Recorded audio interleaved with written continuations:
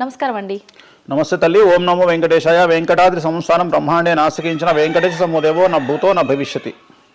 ఇప్పుడు ఈ గ్రహాల మార్పుల వల్ల ఏవో రాబోతున్నాయని, మొన్న రీసెంట్గా బ్రహ్మంగారి ఇల్లు కూలింది అని, అంటే ఎక్కడ ఏ మూలన ఏం జరిగినా కూడా దాన్ని ప్రతి ఒక్కదానికి లింక్ చేసి దానివల్ల ఏదో దుష్ప్రభావాలు రాబోతున్నాయి, దీనివల్ల ఇబ్బందులు పడబోతున్నారని చెప్తున్నారు. మరి ఈ 2026 మనమైతే ఉగాది నుంచి చూసుకుంటాం, కానీ ఆంగ్ల నూతన సంవత్సరం రాబోతోంది. దీని ద్వారా మనకు ఉగాది వరకు ఈ మధ్యకాలంలో ఎలా ఉండబోతోంది, గ్రహాలు రాశుల పరంగా చూసుకుంటే, పంచభూతాల పరంగా చూసుకుంటే, తర్వాత మనకి సంవత్సరం మారిన తర్వాత ఎలా ఉండబోతోంది. 20 నిమిషాలు ఆడుకుందామనే ప్రయత్నం చేసిన నీకు ఇప్పుడు చిన్న ఫినిషింగ్ టచ్ ఇస్తా. అసలు నువ్వు జనవరి 1కు ముందు నా దగ్గరికి ఇంటర్వ్యూకి ఎందుకు వచ్చినావు? ఎందుకు రావు? ఉగాది కదా నువ్వు రావాలి. ఉగాదిది సపరేట్, అప్పుడు కొత్త పంచాంగం దృష్ట్యా ఇది సపరేట్. క్వశ్చన్ లేదు. ఎందుకని? తప్పు. దీనికి ఆన్సర్ చెప్పినాకనే ముందరకు పోవాలి మనం. ఉగాది 2026 మార్చి 19 నాడు శ్రీ పరాభవన సంవత్సరం వస్తుంది. దానికి కదా మనం పంచాంగం తీసుకోవాలి. నేను ఎందుకు ముందుగా వచ్చానంటే నేను దానికి ఆన్సర్ చెప్తా. మీరు ఎట్లాగో బిజీ పూజల్లో, మళ్ళీ నాకు అవకాశం దొరుకుతుందో లేదో తెలియదు. కాదు కాంపిటీషన్ జీవితములో నిన్ను నువ్వు నిలబెట్టుకోవడానికి కొత్తదనాన్ని ఎంచుకొని నిన్ను నమ్ముకున్నటువంటి ఓనర్కు నీ పూర్తి కర్త కర్మ క్రియ నీ రిజల్ట్ను ఇవ్వడానికి నువ్వు చేస్తున్నటువంటి ఒక ప్రయత్నం, నిన్ను నువ్వు జనాల్లో కొత్తగా ప్రొజెక్ట్ చేసుకోవడానికి చేస్తున్నటువంటి ప్రయత్నం. అదే ప్రయత్నం వేణుస్వామి చేసిండు కామాఖ్య విషయంలో. అమ్మా ఇట్లొచ్చారా? అర్థమైందా? కాబట్టి జనాల్లో కొత్తదానంలో కొత్తగా వస్తే నువ్వు గదే యాంకరింగ్ నేర్చుకున్నావు, గాయన గదే అడ్వకేట్ చదువుకుండు, గా టీవీ ఛానల్ గదే చేసింది. మరి గా టీవీ ఛానల్ ఏమో ప్రైమ్ టైం స్లాట్ 2 లక్షలు ఎట్లా పోతుంది? మనకి వాళ్ళ చిన్న ఛానల్లో 2000 ఎందుకు పోతుంది అంటే, వాళ్ళు కష్టపడడానికి వాళ్ళు చేసిన స్టింగ్ ఆపరేషన్లు కావచ్చు, వాళ్ళు జీవితాన్ని నాశనం చేసిన విధానం కావచ్చు, వాళ్ళకి ఆ పేరు వచ్చింది. సో అట్లనే వేణుస్వామి కష్టపడి ఈ స్థాయికి రావడానికి వేణుస్వామికి అంటూ ఒక బ్రాండ్ ఉన్నది. సో రెండవది, ఇదే సంవత్సరం ఇదే ఛానల్లో 2025 శివ అనే ఒక యాంకర్ కు నేను ఇంటర్వ్యూ ఇచ్చిన. అందులో చాలా విషయాలు చెప్పిన. ఏమేం చెప్పిన? ఈ సంవత్సరము రైలు ప్రమాదాలు ఎక్కువ అని చెప్పిన, విమాన ప్రమాదాలు ఎక్కువ అని చెప్పిన. చెప్పంగా వెనకకించి వచ్చి వీనికి పని పాట లేదు, వీడు పొద్దుగాలు లేస్తే ఇటువే మాట్లాడతాడు అని తిట్టిరు నన్ను. మరి అయినప్పుడు ఒక్కడన్నా పెట్టడేంద్రా? పెట్టాలే కదా. ఎందుకు పెట్టారు అంటే, చివరికి జ్యోతిష్యం చెప్పుకునే స్వేచ్ఛ కూడా మా బొందకు లేకుండా చేసిరు. జ్యోతిష్యంలో అరే ఇప్పుడు నా సొంత కవిత్వం కాదు, ఎవరిని అడిగినా చెప్తారు. ఈ సంవత్సరం గురువు అధిపతి కమాండర్ కేతువు అన్ని క్లియర్గా ఉన్నాయి. కేతువు అంటే మోక్షకారకుడు, భక్తికారకుడు. ఈ సంవత్సరం 2026లో ఎక్కడైతే జనాలు గుమిగూడు ఉంటారో అక్కడ ప్రాబ్లమ్స్ వస్తాయి. అది రేపు జరగబోయేటువంటి పుష్కరాలు కావచ్చు, రేపు జరగబోయే సమ్మక్క సారక్క పండగ కావచ్చు, లేకపోతే దేవాలయాల్లో ముక్కోటి ఏకాదశి కావచ్చు, ఎక్కడైతే భక్తి భావం ఉంటుందో అక్కడ చాలా పెద్ద పెను ప్రమాదాలు సంచలనాలు జరుగుతాయని శాస్త్రం చెప్తుంది. శాస్త్రం చెప్పినప్పుడు ఆ శాస్త్రాన్ని వేణుస్వామి చెప్తున్నాడు. దీన్ని కూడా తప్పు తీసుకుపోయి వేణుస్వామి ఏలినాడు శని నడుస్తుంది మేషరాశికి, మేషరాశి బాగుండదు అని చెప్పాలి, కానీ మేషరాశి సూపర్ స్టార్లు అవుతారని నేనెందుకు చెప్తా అంటే, ఒక చూసిన వేణుస్వామి మన ఒక ఆమె నేను మీనరాశి బాగాలేదంటే మీనరాశికి బాగాలేదని చెప్తున్నా వేణుస్వామి ఎట్టడే ఎప్పుడు వేణుస్వామి అని ఇట్లా ఊతుంది, ఇట్లనే ఊతుంది ఆమె, ఇట్లనే అంటుంది వేణుస్వామి చెప్పిండు అని తిట్టింది. నువ్వు నమ్మవమ్మా, ఆమె అమెరికా నుండి పంచుప్రభాకర్ అని ఒక ఆయన ఉంటాడు, ఆయన తిట్టిండమ్మా ఆ బూతులు భగవంతా, నేనైతే తెల్లారి చచ్చిపోతుండే.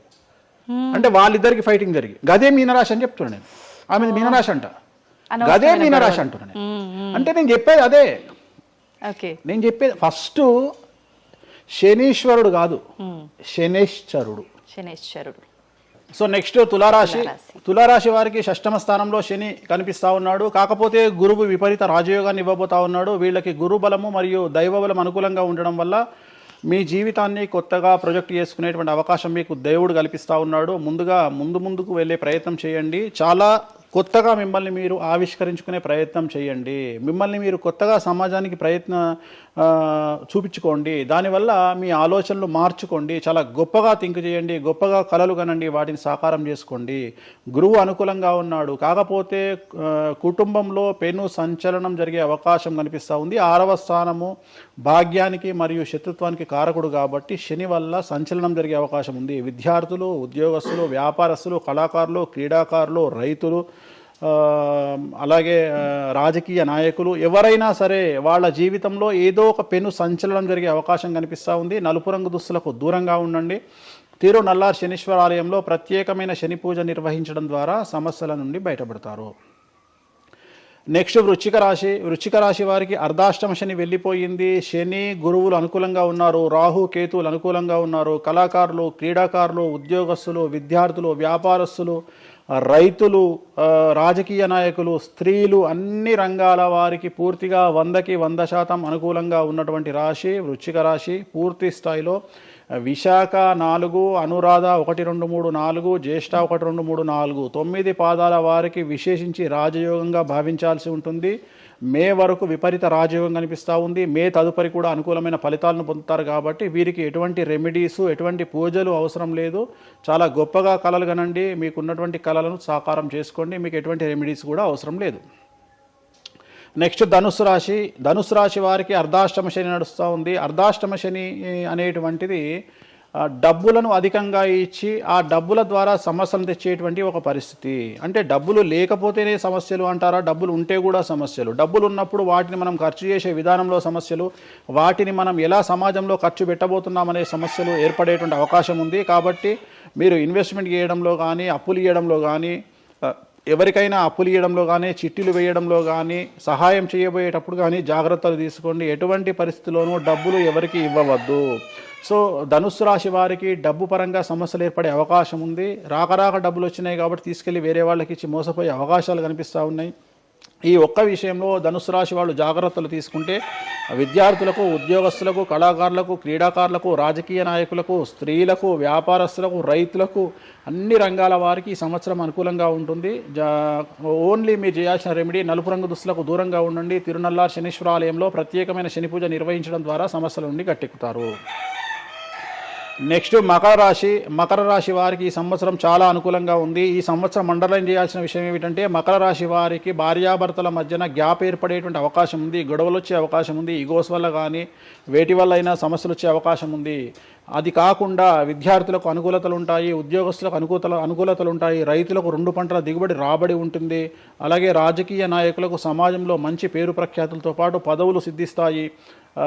రైతులకు 2 పంటల దిగుబడి రాబడి ఉంటుంది. వ్యాపారస్తులకు రూపాయికి 100 రూపాయల లాభం ఉంటుంది. స్త్రీలకు కోరుకున్నటువంటి ఫలితాలు ఉంటాయి. అన్ని రంగాల వారికి అనుకూలమైన ఫలితాలు మకర రాశి వారికి ఉండబోతా ఉన్నాయి. వీరు సోమవారం నాడు శివాలయంలో రుద్రాభిషేకం నిర్వహించుకున్నట్లయితే సమస్యల నుండి గట్టెక్కుతారు. సో నెక్స్ట్ కుంభరాశి వారికి ఏలినాటి శని చివరి అంకంలో ఉంది. చాలా సమస్యలు కనిపించబోతా ఉన్నాయి. కుటుంబంలో ఎవరిని తీసుకున్నా విద్యార్థులు, ఉద్యోగస్తులు, వ్యాపారస్తులు, కళాకారులు, క్రీడాకారులు, రాజకీయ నాయకులు, స్త్రీలు, ఉద్యోగస్తులు, బ్యూరోక్రాట్లు అందరికీ సమస్యలు ఉన్నాయి. వాహన ప్రమాదాలు, పోలీస్ కేసులు, కోర్టు కేసులు, ఆరోగ్యపరమైన ఇబ్బందులు, మానసికమైన ఇబ్బందులు, స్త్రీలకైతే థైరాయిడ్ సమస్యలు, పీసీఓడి సమస్యలు, గర్భసంచికి సంబంధించిన సమస్యలు, మానసికమైన ఇబ్బందులు బాధించే అవకాశం కనిపిస్తూ ఉంది. జాగ్రత్తగా ఉండండి. నలుపు రంగు దుస్తులకు దూరంగా ఉండండి. శనివార నియమాన్ని పాటించండి. సప్త శనివార వ్రతాన్ని పాటించండి. సప్త శనివార వ్రతం అంటే శనివారం నాడు శ్రీ వెంకటేశ్వర స్వామి వారికి సంబంధించినటువంటి వ్రతము. ఇది పుస్తకం మీకు మార్కెట్లో దొరుకుతుంది. తీసుకొచ్చుకొని 7 వారాల పాటు 7 శనివారాల పాటు చేయండి. సమస్యల నుండి గట్టెక్కుతారు. ఇక చివరిది, లాస్ట్ది అనేటువంటిది మీనరాశి వారికి ఈ సంవత్సరం జన్మశని నడుస్తూ ఉంది. జన్మశని చాలా డేంజరస్గా ఉండబోతూ ఉంది. ఏ రంగంలో ఉండే వారికైనా ఈ సంవత్సరం సమస్యలు తప్పవు. ఆర్థికంగా, సామాజికంగా, న్యాయపరంగా, ఆరోగ్యపరంగా, వాహన ప్రమాదాలు అవ్వచ్చు, ఆర్థికపరమైన నష్టాలు అవ్వచ్చు, పోలీస్ కేసులు అవ్వచ్చు, ఇంట్లో తల్లిదండ్రులు ఒకళ్లకు ప్రాణగండాలు అవ్వచ్చు, భార్యాభర్తల మధ్యన గొడవలు అవ్వచ్చు. మరీ ముఖ్యంగా ఈ సంవత్సరం మీనరాశి జాతకులు ఉండేటువంటి ఇళ్లలో మగవాళ్లకు సంపాదన లేకుండా ఖాళీగా ఉండడం వల్ల ఆడవాళ్లు మాత్రమే సంపాదించి, ఆడవాళ్ల ఉద్యోగంతో డబ్బులు సంపాదించి, ఆడవాళ్ల అంటే భార్యల మీదనో, ఆడవాళ్ల కూతుళ్ళ మీదనో, తల్లి మీదనో బ్రతికేటువంటి పరిస్థితి మగవాళ్లకు ఉండే అవకాశం ఉంది. కాబట్టి ఈగోలను చంపుకోండి. సో ఆడవారి మీద బ్రతకడానికి సిద్ధపడండి, కష్టపడండి, మానసికంగా సంసిద్ధులుగా ఉండండి. అంటే అలాంటి ఒక కండిషన్ ఈ సంవత్సరం ఉండబోతా ఉంది. ఈ ఒక్క సంవత్సరాన్ని కనుక మీరు దాటగలిగితే మీ జీవితంలో మంచి మంచి మంచి పొజిషన్లకు వెళ్తారు. సో నలుపు రంగు దుస్తులకు దూరంగా ఉండండి. రాత్రిపూట ప్రయాణాలు చేయకండి. వాహన ప్రమాదాలు జరిగే అవకాశం కనిపిస్తూ ఉంది. జన సమూహం ఉన్నటువంటి ప్రాంతాలకు వెళ్ళకండి. సో జాగ్రత్తలు తీసుకోండి. నలుపు రంగు దుస్తులకు దూరంగా ఉండండి. తిరునల్లార్ శనీశ్వర ఆలయంలో ప్రత్యేకమైన శని పూజ నిర్వహించడం ద్వారా సమస్యల నుండి బయటపడతారు.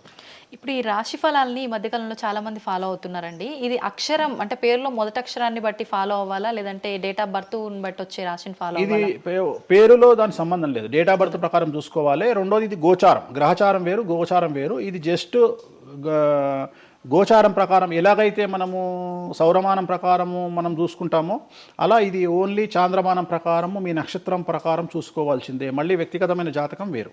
అంటే ఒక 3-4 రాశులు మినహాయించి అన్ని రాశుల వారికి కొంచెం ఇబ్బందికర పరిస్థితులే ఉన్నాయి. దానికి మీరు చెప్పిన రెమెడీస్ చేసుకుంటే సరిపోతుంది. ధన్యవాదాలండి, చాలా చక్కగా వివరించారు. ఓం నమో వెంకటేశాయ.